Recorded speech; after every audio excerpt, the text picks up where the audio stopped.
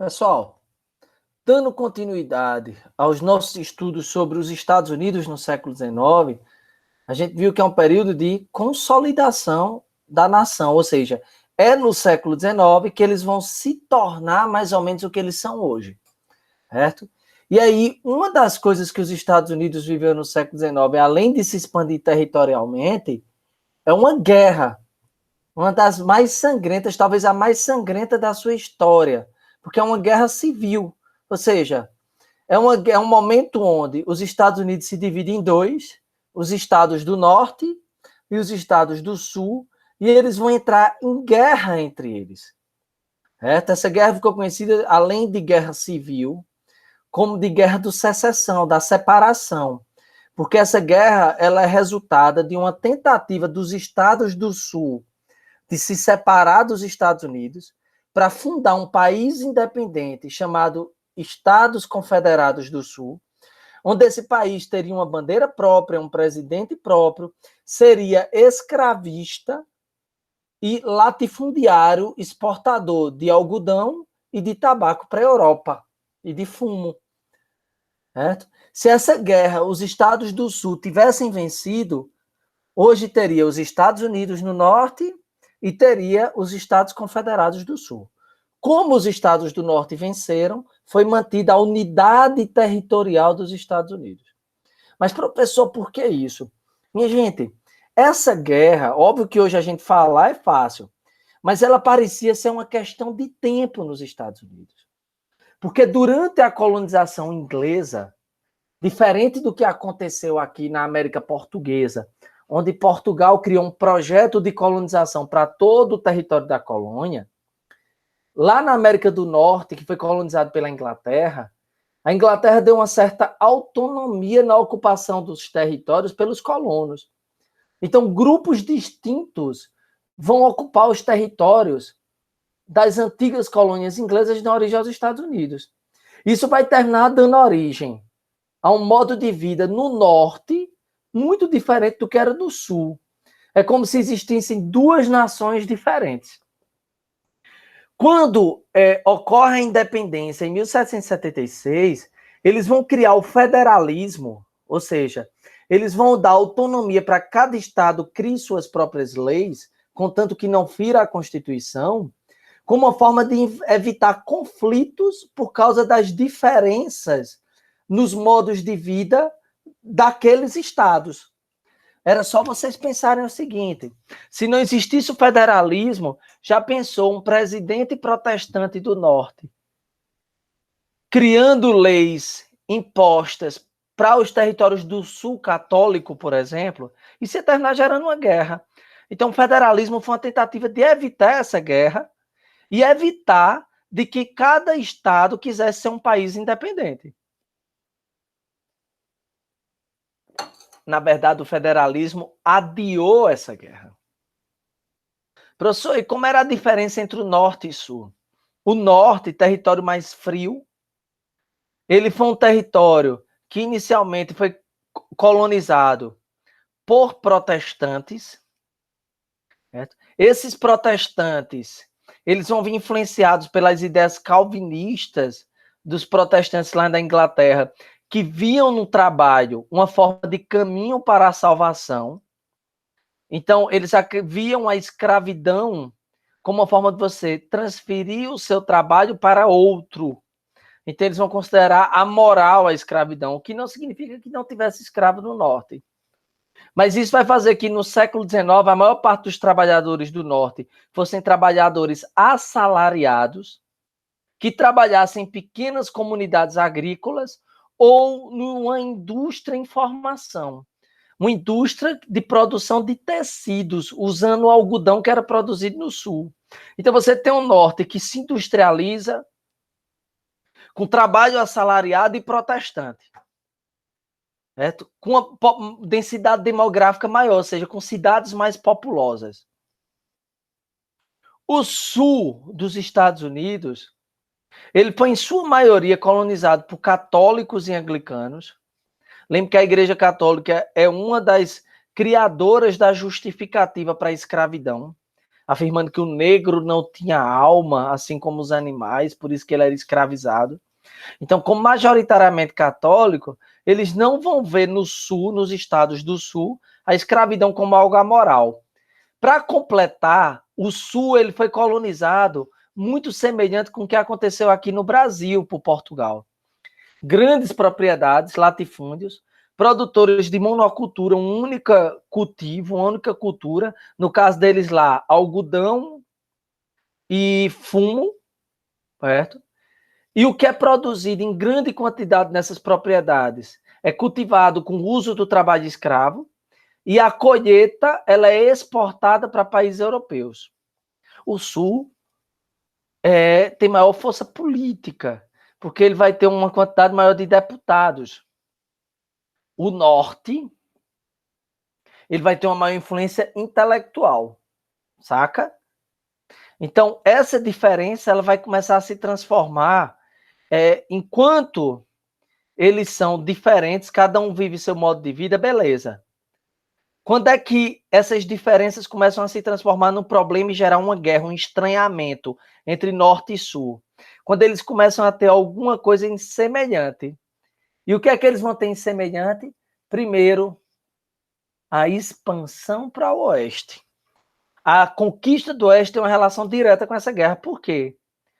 Quando os Estados Unidos começam a conquistar novos territórios no oeste, como a gente viu na aula anterior, esses territórios conquistados vão dando origem a novos estados. Louisiana, Texas, Califórnia, Alabama. Esses novos estados, eles vão seguir o modelo do norte ou do sul? Dependendo do modelo que ele seguisse, ia aumentar a influência política no Congresso, mais de um do que de outro. Então, norte e sul começam a disputar a influência sobre os territórios do oeste. Isso vai gerando uma tensão até estourar numa guerra. Essa guerra, ela vai presenciar a divisão dos Estados Unidos em dois. Nós vamos ter todo esse território aqui em azul, tá vendo, ó?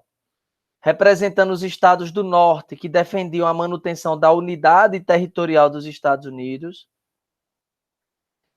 E todo esse território aqui vai seguir o modelo ou defender os ideais do norte protestante, inclusive de abolição da escravidão, parte desses estados. Certo? O sul aqui, ó, esses territórios em vermelho, são os estados que querem se separar e fundar um país independente, escravista e latifundiário, chamado Estados Confederados do Sul. E aqui nós temos no centro, Missouri, Kentucky, e outros territórios que vão onde esses estados aqui do centro, que estão numa espécie de verde escuro, eles eram escravistas, mas eles vão defender a manutenção da unidade territorial igual ao norte, mas eles não querem a abolição da escravidão. Então, a guerra entre norte e sul. Certo? O que é que gera essa guerra? O que é que aumenta essa tensão, além da questão territorial, a disputa pelo oeste? Primeiro, uma questão alfandegária, de imposto. O norte ele não vive, ele não se industrializa, então o norte tem como principal atividade econômica o comércio. Consequentemente, para o norte, não é interessante a entrada de produtos europeus, vindos da Inglaterra, da França, da Espanha, para o território dos Estados Unidos, porque vai disputar o mercado com os produtos produzidos pela indústria do norte. Então, o que é que o norte quer? Uma política protecionista, que se institua impostos sobre produtos estrangeiros.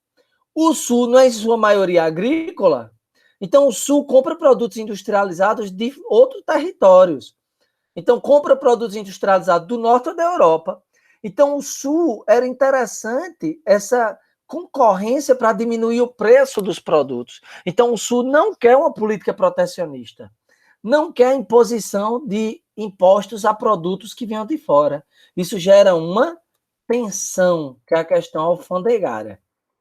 Segunda tensão é a questão escravista. O norte ele começa a defender a abolição da escravidão. Isso fica muito claro numa série de leis que vão ser criadas durante a ocupação do Oeste. A mais simbólica delas, que mostra que o país está dividido, é o Acordo de Missouri, de 1820. Como era o Acordo de Missouri? O Acordo de Missouri era traçado uma linha, assim, ó, no meio dos Estados Unidos, está vendo no cursor do mouse? Definindo que os territórios do Sul, eles continuariam escravistas, e os territórios do Norte, eles poderiam abolir a escravidão. Isso já tinha gerado conflitos, como no Kansas e no Nebraska, onde tentou se proibir de proibir a escravidão. Já pensou? Isso já mostrava um certo conflito em relação a essa questão da escravidão e que modelo seria implantado no Oeste. Para completar, nós vamos ter uma crise nas eleições presidenciais de 1860. Nós vamos ter, de um lado, o Stephen Douglas, democrata, representante do Sul. Na época, os democratas representavam o Sul, depois isso vai mudar, viu? Mas só lá na frente, após a crise de 1929. A gente vai ver isso no terceiro ano. E os republicanos de Abraham Lincoln representando o Norte, abolicionistas. O que é que vai acontecer? Abraham Lincoln, que é quem vai ganhar as eleições, ele tem um discurso bem ambíguo. No Norte, quando ele está discursando, ele defende a abolição da escravidão. Quando ele vai para o Sul, ele defende a superioridade da raça branca, mas não fala em abolição. E Abraham Lincoln, ele termina vencendo as eleições. Com a vitória do Abraham Lincoln, os estados do Sul não aceitam o resultado. Afirmam que Abraham Lincoln iria abolir a escravidão e decidem propor a secessão, a separação. Abraham Lincoln não aceita a separação e declara guerra aos estados do Sul, iniciando a Guerra do Secessão. Essa guerra entre o Norte, republicano, protecionista e abolicionista. Depois esse partido republicano vira o democrata mais na frente, certo? Depois da crise 29. E os democratas aqui vão virar os republicanos depois da crise 29. O Sul é escravista, o Norte é abolicionista. Até hoje, essa bandeira, ela é um símbolo de segregação racial no Sul, viu? Isso a gente vai ver mais à frente. Então, alguns estados proibiram que essa bandeira seja hasteada. Mas, bem, a guerra durou de 1861 a 1865, 4 anos. Quem vence? O Norte, tanto que os Estados Unidos se mantém unificado. O que é que contribui para a vitória do Norte? Eu separei alguns motivos aqui, certo? Primeiro, o exército do Norte é maior, tem mais territórios do lado do Norte. Então, para cada 4 soldados do Norte, nós tínhamos um do Sul. Segundo, facilidade de deslocamento. A maioria das linhas ferroviárias estão do Norte. Isso faz com que a guerra ela aconteça não no território do Norte, mas no território do Sul, destruindo o território do Sul mais do que o do Norte, gerando muito mais desespero nas pessoas que viviam no Sul do que no Norte. Outro ponto, a estratégia de Abraham Lincoln de abolição da escravidão durante a guerra. Certo? Em 1862 e 63, ele cria leis de abolição que declara a libertação dos escravos nos territórios do Norte. Depois ele abole a escravidão em todo o território conquistado pelo Norte. Isso vai fazer com que, durante a guerra, escravos negros, escravizados, fuja do Sul para o Norte, gerando uma crise econômica no Sul durante a guerra, porque o Sul dependia de mão de obra negra. E gerando uma fuga de negros do Exército do Sul. Em 1865, ele aboliu a escravidão definitivamente, certo? Um outro ponto é de que no Norte o governo não vai permitir liberdade de imprensa. O Norte, o governo controla os jornais, fazendo com que apenas notícias de vitórias fossem propagadas para gerar otimismo. Uma outra questão é a forma como Abraham Lincoln, em seus discursos, construiu a ideia de que a guerra era uma continuação da guerra de independência. Tem um discurso dele que ele diz assim, há 80 anos Os pais que fundaram essa nação morreram numa guerra contra a Inglaterra para fundar um país unificado. Defender a unificação desse território é continuar expandindo a democracia pensada pelos líderes da independência. Então ele vai considerar essa guerra uma continuação da independência, mexendo com o nacionalismo.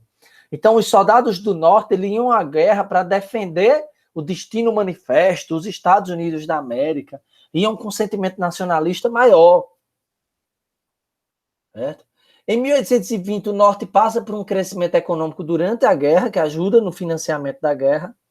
Não houve conflitos no território do Norte, mas apenas no território do Sul, mantendo o otimismo da população do Norte e desestimulando a população do Sul, que vai ter plantações queimadas e assim sucessivamente. E Abraham Lincoln vai criar uma malandragem.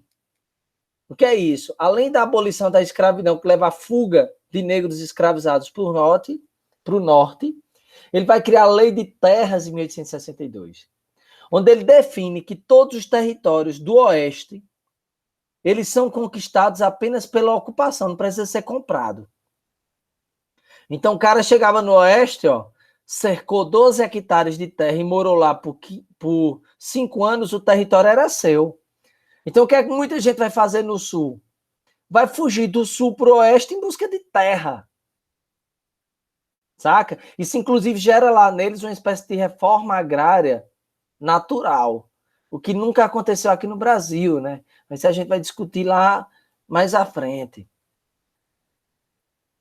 O que leva à derrota do Sul? Primeiro, o colapso econômico. De onde veio esse colapso econômico? Primeiro, a fuga de negros escravizados por Norte. Segundo, o Sul vai pedir ajuda à Inglaterra e à França para mandar soldados para ajudar o Sul na guerra. Porque a Inglaterra e a França compravam o algodão do Sul. Só o que é que acontece? A Inglaterra e a França dizem que não vão se envolver no conflito. Então o Sul suspende por 1 ano a venda de algodão para a França e a Inglaterra, achando que iria forçar os dois a entrar na guerra. Só que França e Inglaterra tinham estoque de algodão. E passaram a comprar algodão de outro canto. Então gera uma crise econômica no Sul que impede eles de manterem a guerra. Mesmo assim, a guerra durou mais de 4 anos. Eles mantêm a liberdade de imprensa no Sul, que os jornais vão propagar notícias das tragédias, desestimulando a população. Certo? E com a crise econômica vai ficar limitada a fabricação de armas. Isso leva à vitória do Norte. A vitória do Norte mantém os Estados Unidos unificados, mas traz algumas consequências. Quais são? Primeiro, nós vamos ter mais de 500 mil de pessoas mortas nessa guerra nos Estados Unidos. Segundo, os estados do Sul vão ser obrigados a aceitar a abolição da escravidão. E aí isso vai gerar um sentimento de ódio em relação à população negra, que vai ser vista como um símbolo da derrota por Norte. Porque eles aceitaram a abolição da escravidão porque perderam a guerra. Então isso vai fazer que os estados do Sul eles criam uma série de políticas de segregação racial, separando negros e brancos, em escolas para negros, escola para brancos, igreja para negros, igrejas para brancos, bairros para negros, bairros para brancos, que é a segregação espacial. Vão tentar impedir negros de votar, de participar do processo eleitoral. Alguns estados vão criar políticas de esterilização compulsória, ou seja, de realizar cirurgias de vasectomia e esterectomia para impedir que negros procriem, para branquear a população. Vão surgir grupos de extermínio de negros, como a Ku Klux Klan, que vocês estão vendo nessa imagem, que vão andar com roupas brancas, com tochas e com cruzes, propagando ideias cristãs, ao mesmo tempo que queimavam e matavam enforcados negros durante a noite. São fazendeiros brancos, homens ricos de classe média alta, brancas, que vão matar negros. E aí eles vão andar muito com essa bandeira dos Estados Confederados do Sul, que são da tentativa de criação de um país na Guerra de Secessão no Sul, que perdeu a guerra. Essa bandeira ela vai ser muito ressuscitada com a vitória do Donald Trump, que vai ter ideias muito parecidas com a da Ku Klux Klan, ideias racistas, de segregação racial, de perseguição a imigrantes, saca? e, inclusive, esses grupos vão apoiar largamente o Donald Trump.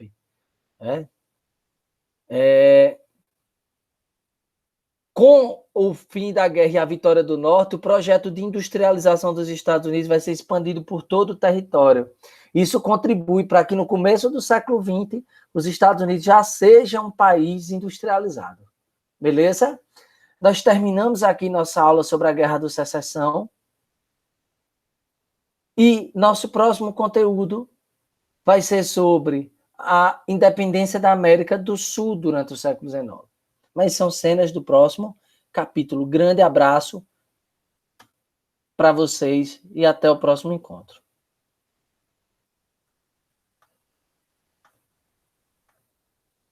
Cheiro!